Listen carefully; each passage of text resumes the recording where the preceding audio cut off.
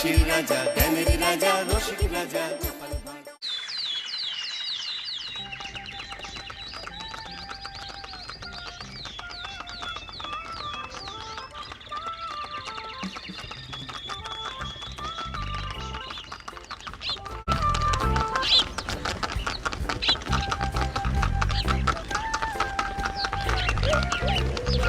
অনেক দিন পর বেশ লাগছে বন ভ্রমণ। মাঝে মাঝে কাজের ফাঁকে এইসব জায়গায় এলে মন খুব ভালো লাগে। শুদ্ধ বাতাস, মাটির সোনা গন্ধ, পাখির কলতান, আহা।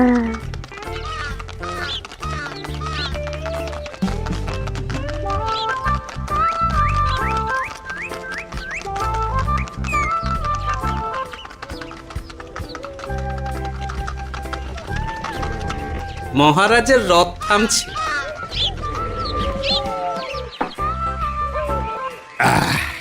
আমরা এইখানে বসে আজ রাজকার্য পরিচালনা করব। মন্ত্রী, তুমি ঝটপট এখানে বসার বন্দোবস্ত করে দাও। আমি এক্ষুনি ব্যবস্থা করে দিচ্ছি মহারাজ। এখানেই আমাদের বসার জন্য ছাউনি করে দাও। এক্ষুনি করে দিচ্ছি মন্ত্রী মশাই। এরা বসার জায়গাটা করে দিক, ততক্ষণ আমরা একটু হেঁটে আসি।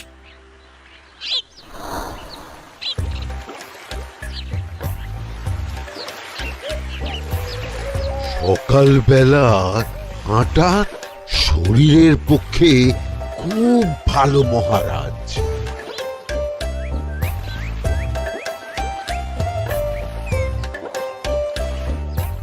আগেকার দিনে রাজা মহারাজরা এই সব বনে মৃগয়া করতে আসতেন। মৃগয়া একদম ভালো নয় মন্ত্রী। তুমি জঙ্গলে আসছো অন্য প্রাণীদের মারতে। কেন মারবে? ওরা তো তোমার কোনো ক্ষতি করেনি। না, তা করেনি, কিন্তু তখন ওটা রাজা মহারাজাদের খেলা ছিল। শুনেছি আপনার প্রপিতামহ খুব ভালো বাঘ শিকার করতেন, অনেক বাঘ মেরেছেন। মন্ত্রী, তুমি একটা কথা হয়তো জানো না। আমার প্রপিতামহ শিকার করতেন, কিন্তু কোনো স্বাভাবিক জানোয়ারকে নয়। যে বাঘ মানুষ খেকো হয়ে প্রজাদের ক্ষতি করত, আমার প্রপিতামহ সেই সমস্ত বাঘদেরই মারতেন। এছাড়া উনি বন্য প্রাণী সংরক্ষণ করতে বড়ই ভালোবাসতেন।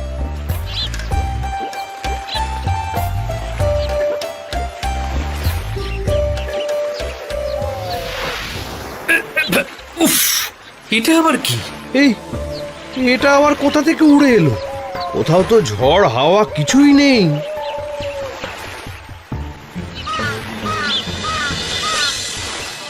একটা ধাঁধা মহারাজ, এই কাগজে লেখা। ধাঁধা? পড়ো দেখি। জোয়ার ভাটা প্রভুর খেলা, ভাটা হবে হলে বেলা। ভাটা হলেই দেখা যাবে লাল রঙের এক পাথর পাবে। নদীর ধারে গর্ত করে যত্নে সাজাই কলস ভরে। হেথায় হোথায় ছড়িয়ে যাহা, অন্ধকারে জলে তাহা। ঢুকলে চক্ষু ঝলসে যাবে, হাতের কাছে ঘন্টা পাবে। ঠিক ঘন্টা বাজলে পরে পড়বে ঝরে থরে থরে। ঘন্টা যদি হয় ভুল, যেন তুমি হারাবে কুল। ঠিক ঘন্টা চিনতে হলে নকশা দেখো চক্ষু খুলে। সিন্দুক দেওয়ালে হাত দাও, আসল ঘটনা জেনে নাও। ওরে বাবা, খুব দীর্ঘ ধাঁধা। তা মন্ত্রী, তুমি কিছু বুঝলে? এটা একটা গুপ্তধনের নকশা। এর মধ্যে গুপ্তধন কোথায় আছে তার একটা ধারণা দেওয়া আছে। গুপ্তধন? ওটা আমাকে পেতেই হবে, পেতেই হবে। দেখি দেখি, একবার কাগজটা দাও। গোপাল, কাগজটা আগে আমার হাতে দাও, দেখি ভালো করে। এখন নদীতে জোয়ার চলছে গোপাল। একটু পরেই ভাটা শুরু হবে। হ্যাঁ, ভাটা না হলে কিচ্ছু বোঝা যাবে না।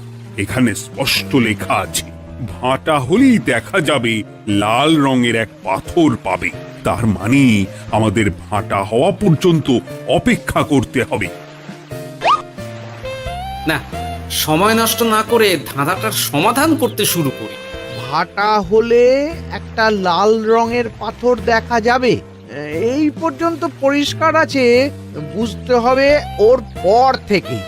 পড়ো গোপাল, চলো আমরা সবাই বুদ্ধি লাগাই।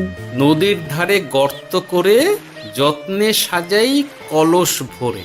এটার অর্থ ধাঁধাটা মাথায় বসিয়ে নিয়েছি, এবার কে কি বলবে সেটা শুনতে হবে।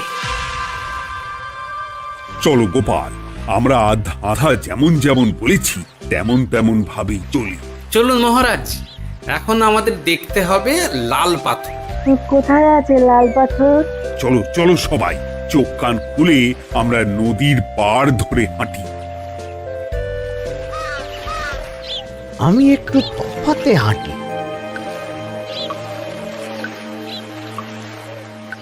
গুপ্তধন আমাকে একা পেতে হবে। ভাটা হলেই দেখা যাবে লাল রঙের এক পাথর পাবে। আমাকে চোখ কান খোলা রাখতে হবে। লাল পাথর, নদীর চড়ায় লাল পাথর দেখতে হবে। লাল পাথর, লাল পাথর। ওটা কি? তো এই তো লাল পাথর, লাল পাথর। ওরা অনেকটা এগিয়ে গেছে, ওদের আমার দিকে নজর নেই।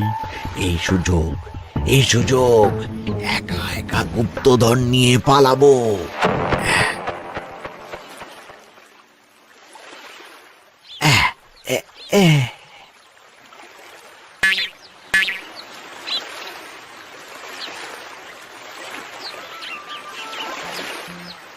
কি গো, আমরা তো হেঁটেই চলেছি, লাল পাথর তো কই দেখতে পাচ্ছি না।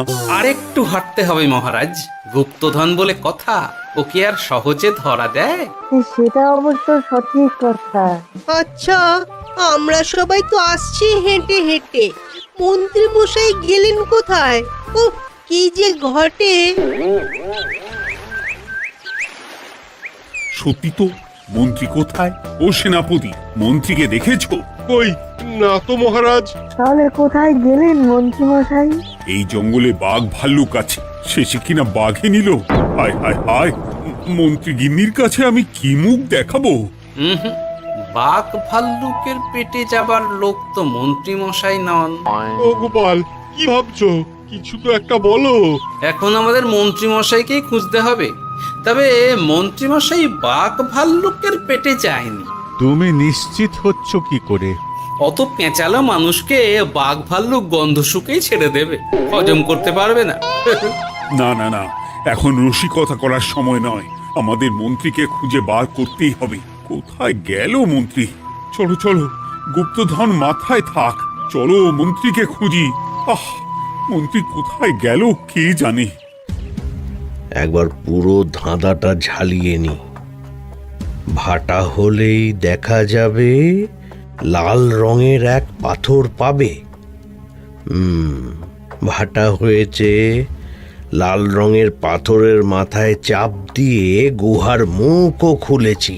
এবার এবার নদীর ধারে গর্ত করে যত্নে সাজাই কলস ভরে। এটাই তো ঠিক বুঝতে পারছি না।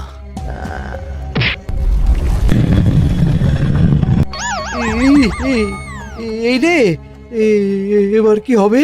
হ্যাঁ মহারাজ, কোথাও একটা আওয়াজ হলো। এই, আওয়াজটা কোন দিক থেকে হলো? চলুন সামনে এগিয়ে যাই। আমার মনে হয় আওয়াজটা সামনের দিক থেকে এলো। আমারও তাই মনে হলো। তবে কি মন্ত্রী মশাই লাল পাথরের হদিশ পেয়ে গেছেন? আমাদের চোখে পড়লো না, অথচ মন্ত্রী মশাইয়ের চোখে পড়ে গেল। আসলে আমরা কথা বলতে বলতে গেছি, তাই নজরে পড়েনি। মন্ত্রী মশাই একা একা আমাদের পেছন পেছন আসছিলেন। উনি ইচ্ছে করেই আমাদের পেছনে পেছনে আসছিলেন। নিজে একা গুপ্তধন নিয়ে যেতে চেয়েছিলেন, এখন কোথায় আছেন কে জানে।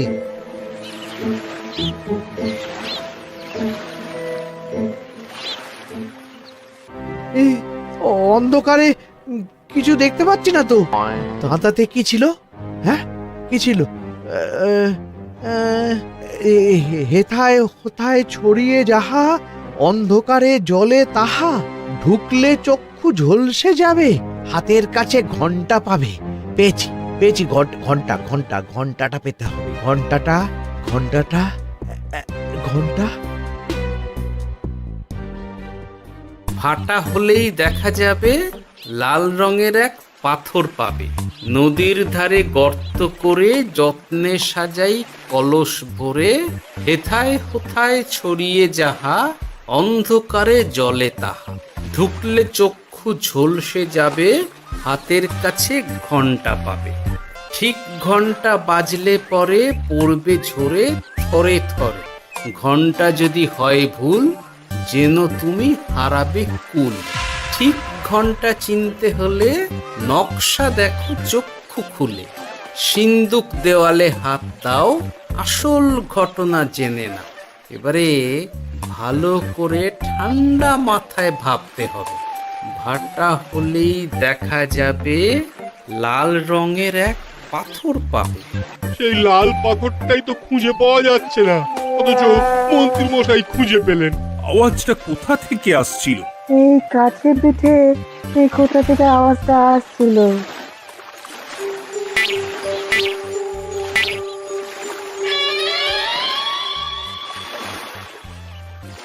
এই তো এটাই মনে হয় সেই লাল পাথর। একটু নাড়িয়ে চাড়িয়ে দেখি তো কিছু হয় কি না।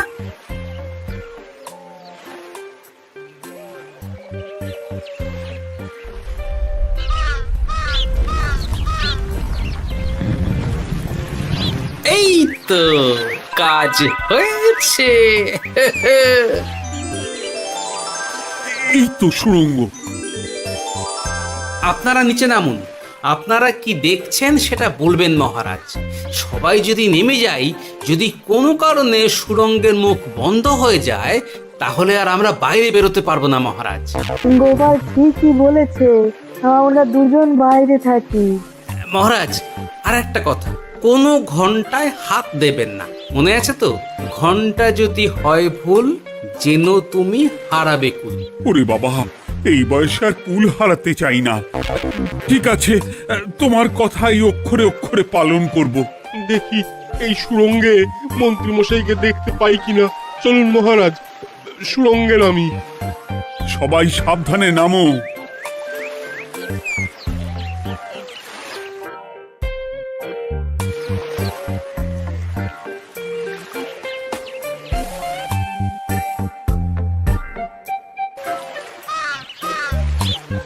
মহারাজ, ওখানে কি কি দেখতে পাচ্ছেন?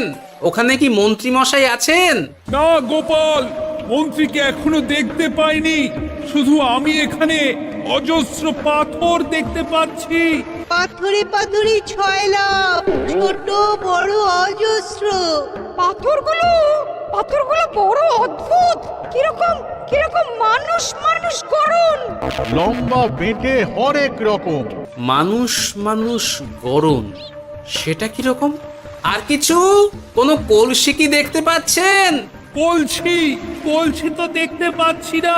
মহারাজ, কলসি থাকতেই হবে, কারণ ধাঁধায় লেখা আছে নদীর ধারে যত্ন করে যত্নে সাজাই কলস ভরে। গর্তটা আসলে হলো সুড়ঙ্গ, কিন্তু কলস।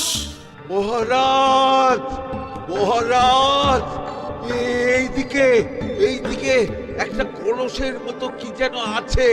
এইদিকে আসুন, এদিকে এদিকে। হ্যাঁ গোপাল, দেখতে পেয়েছি। এবার আমি যেরকম বলবো সেই রকম সেরকমই করবেন। আমি বিজ্ঞানীকে নদী থেকে জল তুলে পাঠিয়ে দিচ্ছি। পাত্র কোথায় পাবে? আমাদের জল খাবার যে পাত্র আছে সেটা আনতে লোক পাঠাচ্ছি। ঠিক আছে। শুধু একটা কথা বলছি, আপনারা কেউই সুড়ঙ্গের ভেতরে কোনো কিছুতে হাত দেবেন না। কেন গোপাল? সব পরে বলবো, এখন আমি যা বলছি সেটা শুধু মনে রাখুন। সুড়ঙ্গের ভেতরে কিছুতে হাত দেবেন না। ঠিক আছে। প্রহরী, তুমি যাও, যেখানে আমাদের বসবার আয়োজন করা হয়েছে সেখানে গিয়ে একটা জলের পাত্র নিয়ে নদী থেকে জল ভরে নিয়ে এসো।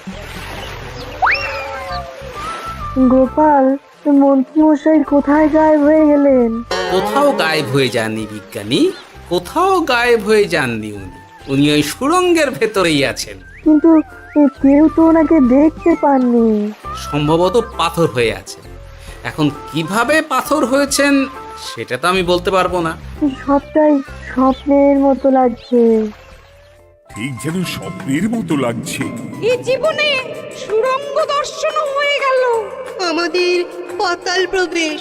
পাতালে আসিয়া আমি মনে মনে বলি, গুপ্তধন নিয়ে আমরা যেন সৎ পথে চলি। তোমার এখনো কাব্য আসছে সভাকবি? আসছে মানে কাব্যের সাথে আছে রোমাঞ্চ, করছে গা শীত, হচ্ছি আমি অধীর। মহারাজ, জল দিয়ে বিজ্ঞানীকে পাঠাচ্ছি। কি করতে হবে বিজ্ঞানীকে সব বলে দিয়েছি। তুমি ভেতরে আসবে না? আসবো ঠিক সময়ে। এখন আমি যেমন যেমন বলবো আপনি ঠিক তেমন তেমন করবেন। ঠিক আছে। বিজ্ঞানী, যেমন যেমন বললাম ঠিক তেমন তেমন ভাবে কলসিকে জল দিয়ে পরিষ্কার করবে। মনে রেখো, ধাঁধায় আছে কলসি সাজাই যতন কর। তুমি একটা কথা মনে রেখো বিজ্ঞানী, কোথাও হাত দিও না কিন্তু। ঠিক আছে গোপাল, তোমার উপস্থিত বুদ্ধির তুলনা নেই। আমি যাচ্ছি গোপাল। সাবধানে সাবধানে। মহারাজ, বিজ্ঞানী যাচ্ছে। সাবধানে নামো, সাবধানে। মহারাজ, কলসিটা কোথায়? ওই তো, একটু সাবধানে যাও।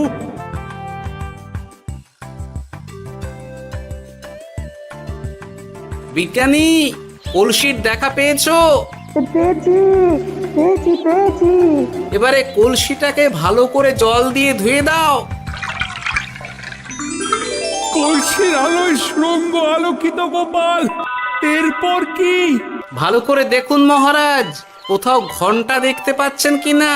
ঘন্টা একটা তো নয়, সার সার ঘন্টা, অনেকগুলো ঘন্টা। সাবধান, ঘন্টায় হাত দেবেন না, শুধু দেখুন।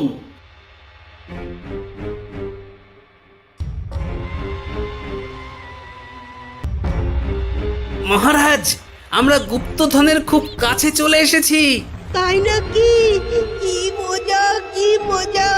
এবার খাবো ক্ষীরের গজা। আহ, সভাকবি চুপ করো। এখনো আমরা গুপ্তধন পাইনি। পাওয়ার মুখে দাঁড়িয়ে সবগুলো তারা আঁকা। বিজ্ঞানী, কোন ঘন্টায় চাঁদের নকশা করা আছে কি? একটু দেখে বলো না। আমি আতস কাজ নিয়েই দেখছি, সব ঘন্টাতেই তারা আঁকা। খবরদার, কোনো ঘন্টাকেই ছোঁবে না। ঠিক আছে, কোনো কিছু না ছুঁয়ে আমি দেখছি। পেয়েছি গোপাল, চাঁদ আঁকা ঘন্টা পেয়েছি। ওই ঘন্টাটা বাজাও, বাজাও।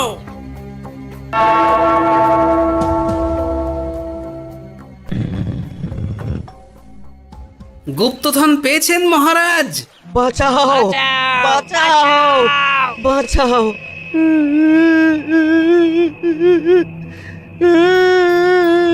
বাঁচান মহারাজ, বাঁচান বিজ্ঞানী, মহারাজ!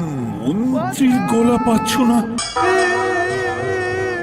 মহারাজ, আমি পাথর হয়ে আছি, আমাকে মানুষ করুন মহারাজ। তুমি তো মানুষই ছিলে, হঠাৎ করে পাথর হলি কেন? মহারাজ, গুপ্তধন পেয়েছেন?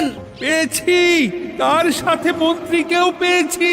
মন্ত্রী এইখানে কোথাও পাথর হয়ে দাঁড়িয়ে আছে। দাঁড়ান মহারাজ, এবার আসছি। সাবধানে এসো। আমি ভেতরে যাচ্ছি, বুঝলে? যদি কোনো কারণে দেখো পাথরটা গুহার মুখটা আটকে দিয়েছে, অমনি তোমাদের কাজ হলো পাথরটাকে ছুঁয়ে ফেলা, বুঝলে? ঠিক আছে গোপাল দাদা। আমার মনে হয় বিপদ আর কিছু ঘটবে না, তবুও সাবধানের তো মান নেই। ঠিক আছে, তুমি নিশ্চিন্তে ভেতরে যাও। বাঁচাও, আমাদের বাঁচাও, আমাদের সবাইকে মানুষ করুন। আমাকে মানুষ করুন মহারাজ। আপনাকে তো মানুষ করা হবে মন্ত্রী মশাই। আগে বলুন আপনি পাথর হলেন কি করে? ও, মনে পড়েছে, ধারার শেষ লাইন, সিন্দুক দেওয়ালে হাত দাও, আসল খবর জেনে না। সত্যি গোপাল, তুমি না থাকলে এই এত কিছু আমাদের সবার কাছে অজানাই থেকে যেত।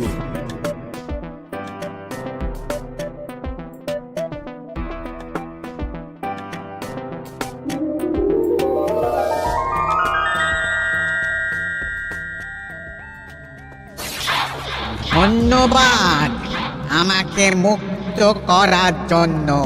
আপনি কে? আমি যক্ষ। আমাকে এই ধন সম্পত্তি পাহারা দেওয়ার জন্য এক ডাকাত দলের সর্দার যক্ষ করে রেখেছিল।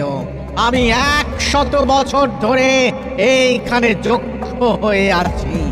আমি তোমার জন্য মুক্ত হলাম গোপাল। এই সম্পত্তি তোমার গোপাল। সম্পত্তি নিয়ে আমি কি করব? আমি এই সব সম্পত্তি মহারাজকে দান করলাম। রাজ্যের অনেক কাজ হবে। তুমি ধন্য গোপাল, তুমি ধন্য। এবার আমার যাবার সময় এসেছে, আমাকে যেতে হবে। যাবার আগে এই পাথরগুলোকে মানুষ করে যান। এরা সব লোভী। আমি আমার সীমিত ক্ষমতায় এই গুপ্ত ধনের ধাঁধাকে এখানে যারাই ভ্রমণ করতে আসে তাদের হাতে তুলে দিই, কিন্তু কেউ এই ধাঁধার সমাধান করতে পারে না। সবার মনে লোভ কাজ করে। এই লোভ এদেরকে পাথর করে রেখেছে। পাথর হলো কি করে? একটা মানুষ এসে বুক ভরা লোভ নিয়ে আধা পুরো না জেনে পাথরে হাত দিলেই সে পাথর হয়ে যাবে। আমাদের ভুল হয়েছে, আর লোভ করবো না, আমাদের বাঁচাও। আমাকে মুক্ত করে দিন, আমার খুব ভুল হয়েছে মহারাজ, মুক্ত করে দিন আমায়। তুমি এখানে আগে এসেছিলে, তাই তো আগে এসে ভাবলে নিজেই একা একা গুপ্তধনকে হরপ করে নেবে। এদিকে তোমাকে না দেখতে পেয়ে আমাদের কত চিন্তা হচ্ছিল। যারা লোভী তারা কারো কথা ভাবে না, শুধু নিজের কথা ভাবে। আমাকে আর একটা সুযোগ দিন, আমি আর লোভ করব না মহারাজ। তোমার কথার কোনো দামই নেই।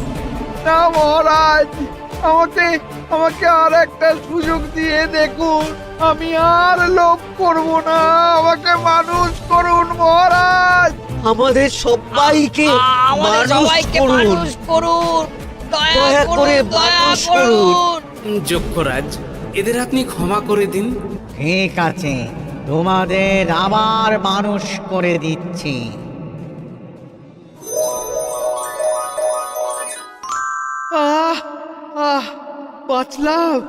বাঁচলাম। এই রকম বারবার বাঁচা যাবে না, কিন্তু এবার সাপ ব্যাং যাই হবে না কেন ওইভাবেই থাকতে হবে, এই আমি বলে দিলাম। এবার আমার মুক্তি।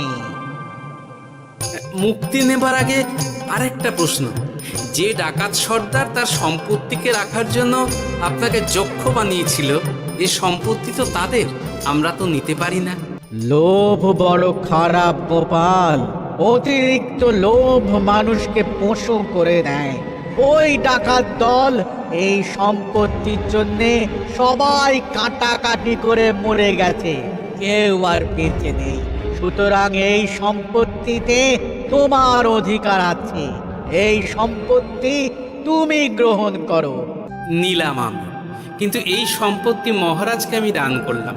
ডাকাত দল জনগণের সম্পদকে লুঠেই তো সম্পত্তি বানিয়েছে, তাই আমি জনগণের কাজে লাগবার জন্যই এই সম্পত্তি মহারাজকে দিলাম। গোপাল, তোমার জয় হোক। এবার তাহলে আমি যাই। তোমরা সবাই সুখে থেকো আর ভালো থেকো। গোপাল, তোমার তুলনা হয় না। তোমার ঋণ আমি কোনোদিন শোধ করতে পারবো না। তুমি কৃষ্ণনগরের জন্য যা করলে তা ইতিহাসে লেখা থাকবে। না মহারাজ, আমি এমন কিছু করিনি, এই কাজ সবাই করবে। জয় গোপালের জয়, জয় গোপালের জয়, জয় কৃষ্ণনগরের জয়। জয় কৃষ্ণনগরের জয়। হাসির রাজা জ্ঞানের রাজা রসিক রাজা